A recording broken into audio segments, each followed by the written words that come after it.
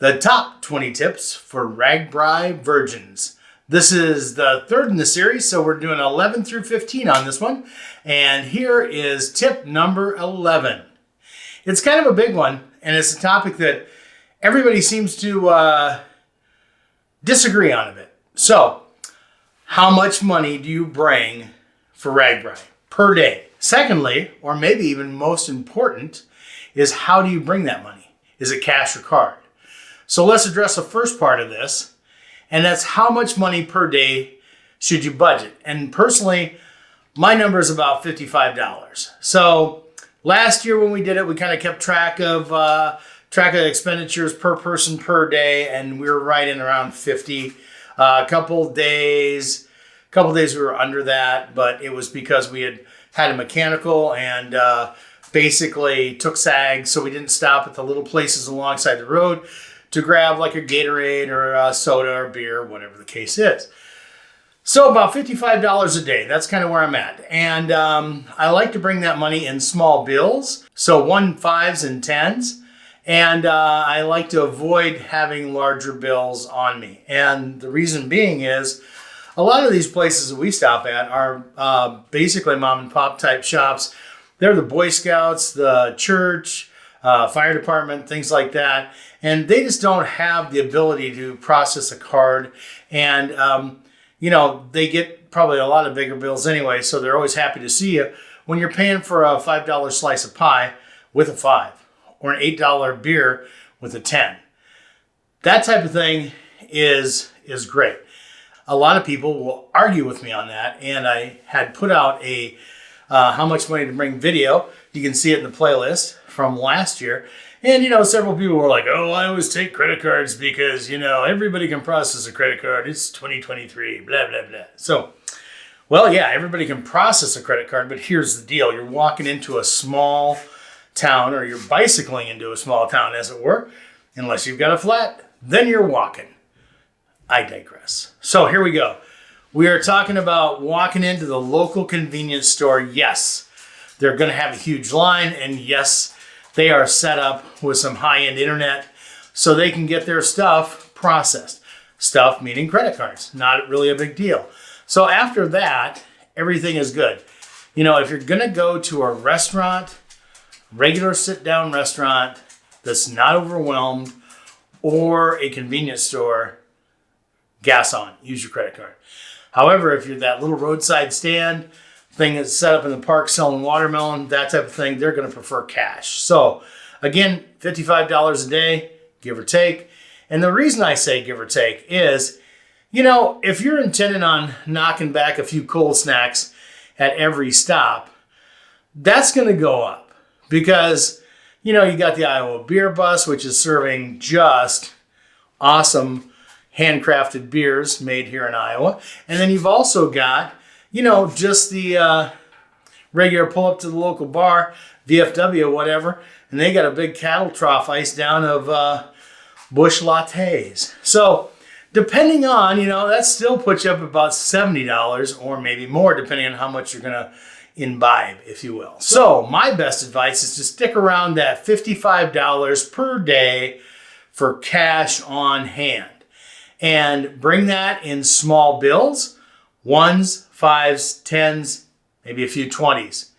And what I do is I pack the money in my jersey pocket for the next day.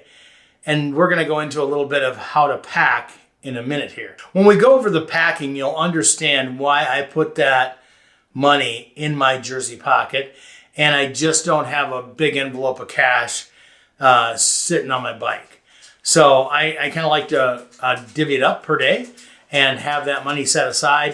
If I've got any money left over from the day before, yep, here we go. We can spend a little bit more money today. So anyway, that's it. How much money to bring on RAGBRAI? $55, small bills. And there you have the end of tip number 11 with the dog walking through the background there. Yeah. Alrighty, here is tip number 12. And as I said in tip number 11, that packing for RAGBRAI and putting that money into the jersey pocket, this is what I mean. So In tip number 12, all we're discussing is how to pack your clothing for RAGBRAI. So we're not talking about putting your tent in there, sleeping pad, any of that stuff.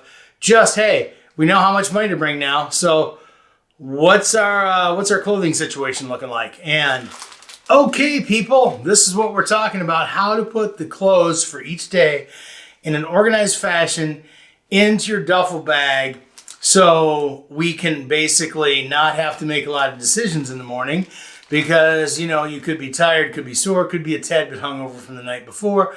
And, why waste all the big thinking early on in the day? Go get some coffee.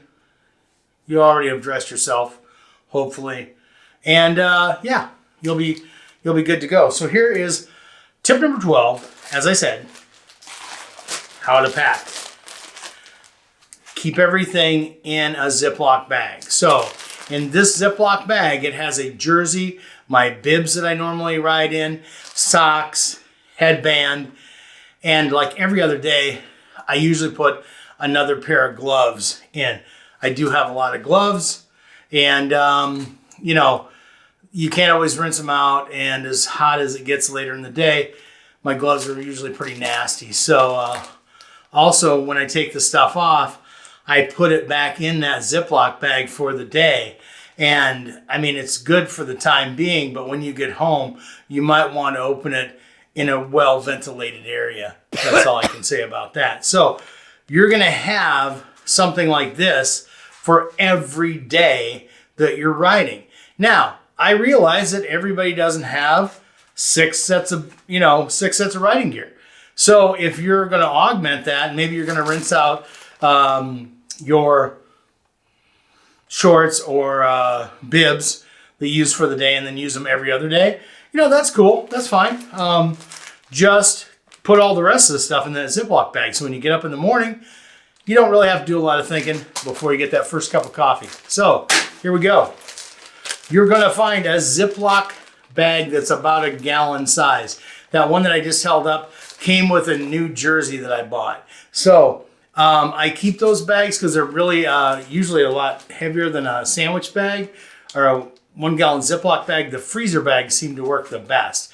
This one is left over from Christmas, so there'll be some holiday cheer. And basically what I want to do, got my socks. We're throwing those in there. Also taking a headband. Usually I like to have an extra headband. I sweat a lot, so headband's really good for me.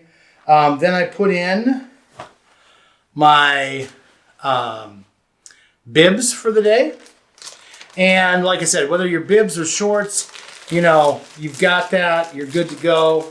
And it's less thinking, especially if you're going if you're trying to keep together all your stuff for like the college jersey day or something like that. You put all that stuff in the old Ziploc, mark it college jersey day. All you have to do is read a few words in the morning and you're good. So then we go into the jersey situation. So we got the jersey. Now, remember, I was talking about this earlier. Here's my jersey pocket. That's where I'm going to throw in a little extra cash for the day, for that money we talked about, how much to bring for the day. And that bad boy's going to go in there. If I have any money left over from the day before, I'm going to put that in a jersey pocket. And here you go. So you got your jersey, you've got your shorts or bibs, socks, you're good to go. You're right on the outside. You pack this when you're at home, you pack this, and then you seal it up, which it's not going to seal because it's YouTube and it's on camera, so it's not going to happen.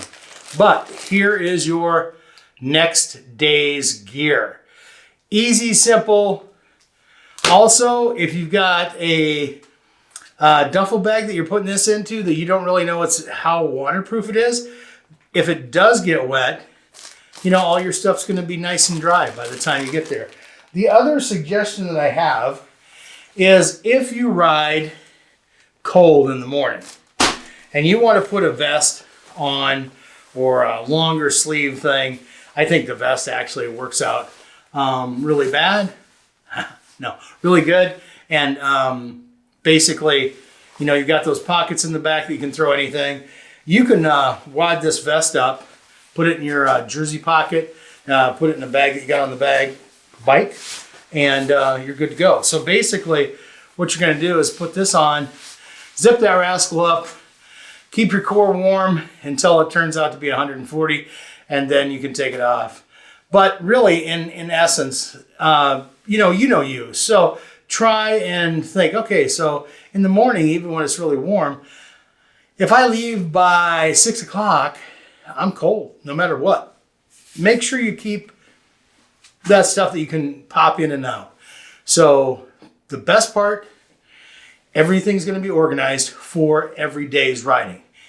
You got the Ziplocs, you got them marked, and then at the end of the day, you maybe let them dry out just a little bit, and then before you go to bed, jam those things back into that Ziploc, put them back in your luggage, and you're good to go for the other day. And that's why I said, while you're in your tent, make sure you have a headlamp or a puck light or something that you can, not have to dig around with your phone and try and find your socks or shoes or whatever. Another tip that I've had from a rider that's done this for a long, long time, he puts in an extra pair of shoes. So he's got his main riding shoes that he uses, and then an extra pair of riding shoes, just in case he would develop some sort of sores on his feet or heels or whatever the case may be. And that way you can swap those out and maybe mitigate a little of the pain and not have those same contact points becoming sore for the next day. So that's always a good tip, to have an extra set of riding shoes with you. I realize everybody doesn't have it. Maybe you've got flip-flops and shoes, that type of thing. There's some really cool RAGBRAI Shimano flip-flops that a lot of people like to use too. So keep all those things in mind when you're packing your riding gear for the day. And like I said, from that other tip, keep your money in your back pocket. That way you don't forget about it. Now, the only thing you're going to have to remember is to move over your stuff, meaning your insurance card, your ID, all that sort of thing, into the next day's thing, just in case you need it. Because, hey, you've already got the cash in there. And, if you've got one of these road IDs, perfect. You don't even need the other ID. They'll find you alongside the road in the ditch, and they'll know who you are. They'll say hi. Anyway, on to the next tip. All right, here we are at tip number 13. Now, I don't know if this is tip or advice or what technically to be called, but I see this question on the forum all the time, on actually several forums, and this is the question. I want to ride RAGBRAI. I can't find anybody to go with me. Can I do it by myself? And whether you're a man or a woman, yeah, you can. You can do it by yourself. And, just because you've got a bunch of people that want to go with you doesn't mean they're actually going to show up. They're going to have to put down their pet ferret or whatever, and the grieving process for that takes a long time. So basically, they're not going to go on RAGBRAI. And there you are, stuck doing it by yourself. Every year that I go, I run into people that are just doing it themselves. They've never been here before. And yes, you can do it. There's this term called Iowa Nice. And I got to tell you, it is so, so true. If you just don't know what to do next or whatever, start a conversation with somebody like, hey, where's the baggage truck at? This is my first time. Chances are you're talking to somebody that's already done this before, and they go, oh yeah, bud, 3 blocks down the street, that's where you're going. Can't miss it. Big semi, says RAGBRAI on the side. So yes, you can do it. Just start a conversation with people. Is it a little more difficult when you're not going with a friend or you're not going with a group? Yeah, it is. It really is, because you don't have that hive mind to bounce ideas off of. And like, how do you get there? Obviously it's more expensive for a single person to get there than, if you're going with a group of friends where you're all splitting the cost and that type of thing. But yeah, you can easily do that. So if you're worried about going by yourself, really don't worry about it at all. RAGBRAI It's a great environment, plenty of people to talk to. Just strike up a conversation and you will find maybe your next lifelong friend. Tip number 14, should I spend the extra money on a charter? Well, this is your first time. Are you going with a group? Do you have camping gear already? These are questions that you've got to answer. And, if I was going to do RAGBRAI for the first time and I didn't really have any camping gear and all I really wanted to do was go out and ride, look into a charter that gives you a tent. Look into a charter that will set up your tent for you, because that removes one other thing you've got to figure out. There's charters that will haul all your stuff to every night, and there's also charters that will do a luxury tent service, and that luxury tent service will mean that they are going to not only provide you a tent and an air mattress, but they will set that thing up and tear that thing down every day. So all you have to do is go find your number that they gave you at the beginning of the ride. Your bag will be in your tent. It's pretty sweet. And all you've really had to do at that point in time is bring some sort of a sleeping bag and a pillow. That's what you've got to provide. And go to your local outfitter, REI, what have you. A 40-degree bag. That'd be great. You can find those fairly inexpensively. And then depending on what your pillow situation is, if you're a side sleeper or whatever, ask the people at the outfitter. They'll know what to do and they'll take your money. So basically, yes, if you're going on your first RAGBRAI and you don't have a lot of the extra stuff, meaning, tent and all that sort of thing, yeah, look into a charter. See, how much would a tent be if I bought that? If I'm going to go on the regular entry fee using the baggage truck, yeah, you're going to have your own tent. You're going to have your own air mattress, all that sort of thing. When you go with the charter, they've got power. They've got sometimes showers right there. And so, again, figure out what you're most comfortable with. You want to have a great experience your first time, then you'll always want to come back. I would highly suggest a charter service, whether you have your own tent and sleeping pad and that sort of thing, or you need that stuff. Pick the services that they offer accordingly. If you've got all that stuff and you're going like, hey, I can throw this stuff in my duffel bag. I don't care if I carry it 6 blocks and have to look for it every morning and stand in a line to give it to the baggage truck and get back. Man, more power to you. I'm not saying that charters are always the best way, but it should be something you should take a look at. And if you got any questions about charters, we're going to have another video coming up, not in this series, but it's basically going to be baggage truck, charter, and team. So kind of RAGBRAI 3 ways if you want. So there you go. On to the next tip. All right, tip number 15. Answering the age-old question, what do I do if I can't go after I've signed up and paid my money? It happens. Life happens to everybody. Whether you've had a family emergency, a medical condition or something like that, you really, really wanted to go, but now you can't. Am I out the money that I spent with RAGBRAI for the charter? Well, that's a very good question. And you'll notice in the forums on the RAGBRAI web pages, there are ways you can transfer over your registration. So let's just say, the minute the route was announced, you go, this is the year I'm going to Iowa. This is what I'm doing. And you bought it. And now, months later, you've had a medical situation, or you've adopted a walrus or whatever, and you can't go. You just can't go. So here you spent a couple $100 for the registration, and are you going to be out that money? You can transfer your registration through the portal in the RAGBRAI, RAGBRAI.com website. And there are always people looking for extra registrations. You know, their plans have changed too. They didn't think they could go, and then now all of a sudden they can go.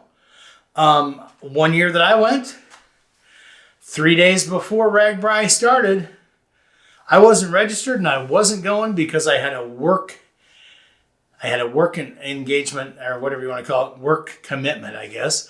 And my work commitment got uncommitted. So they said, hey, there's a flood where you're going to go. Nobody's going to be there. Nobody can get there. So yeah, don't worry about, going down there next week. Well, now I'm thinking, well, crap, I could have gone on RAGBRAI if I'd have known that. I was telling a friend of mine, man, if I'd only known then what I know now, I would have just bought the registration. And I said, pretty much, I don't want to say it's sold out, but, these were in the years where there was a lottery and all that sort of thing. And she goes, oh, I know a couple people are trying to get rid of the registration. They can't go. Here's a couple numbers. Contacted those people. They said, we'd love to transfer it. Paid them the money, got the stuff, was on the website, transferring it from them to me. Everything was good. So now I've still got a baggage tag, a bike tag, a wristband, all that stuff matches. And, in those few days, I went from not going on RAGBRAI to going on RAGBRAI. I was like, well, that's pretty cool. I was in a lot better shape. I had ridden a lot more miles. So I had felt like I was trained up because I'd probably ridden at least 1,000, maybe 1,200 miles that year before RAGBRAI started. So yeah, it was just a matter of getting my stuff together. I already had a tent and sleeping bag and all that sort of thing because I love to camp, love to bike tour, all that sort of stuff. So yeah, I had everything. I just needed to go make it happen. So if your plans change, don't worry. Either way, if your plans change and you can't go, there's going to be somebody that wants to get rid of their registration. They want their money back. There's no refunds from RAGBRAI. It's up to them to sell it. There's also going to be people out there that go, hey, crap, I don't have to go to that place I was going to go, or, whatever. I can go now. And they're trained up. And usually it's going to be somebody that's kind of from one of the neighboring states, I would think. I think it'd be hard to, a week or two and out, arrange everything from a farther away place. But that forum is great, avenues to exchange, your actual registration. And keep in mind too, if you're on a Facebook group or something like that, make sure, your local cycle club, whatever it is on Facebook. Hey, looking for a RAGBRAI registration. Hey, looking to get rid of a RAGBRAI registration. You'll be able to get it done. Yeah. If something happens crazy on the way there, yeah, you're going to be stuck with it, but that's just life, So anyway, there you go. That is the end of the third video, 11 to 15. So, basically, we got one more. Like and subscribe. I missed this last week getting out. Work obligation. So this should be out, I think it's Tuesday when you're going to see this. And the next one should be out on the following Tuesday after that. And for those of you keeping track, back there in the back is a clunker. That was my winter project. We've got a video coming out on that. That is a 1950 Red Phantom. I got it and it was in really bad shape, and I made a clunker out of it. And if you don't know what a clunker is, it's basically how mountain biking was born. They took all these Schwinn's and made mountain bikes out of them, rigid mountain bikes. No full squish, no anything, just downhill. And a lot of them had to re-grease bearings and stuff like that after days runs because it was just so hard on the bikes. Now they're more of a novelty. They're fun. And in Iowa here, this will be way before RAGBRAI, but we got a 100-mile cruiser ride. And everybody takes that type of bike. An old Schwinn of some sort, single speed, fixie, whatever it is. Have a great time. And it's run by great people. I'll put a link in the description if you feel inclined to go. Don't show up with your fancy bike. Show up with the old bike that weighs a ton. And yeah, you'll have a great time. So until next time, get out there and take care of your dash, and I'll see you on the trail.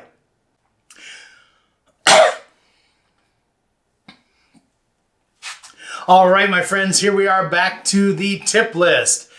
11 through 15. Top 20 tips for RAGBRAI version. Ugh. Top 20 tips for RAGBRAI. The top 20 tips for RAGBRAI virgins.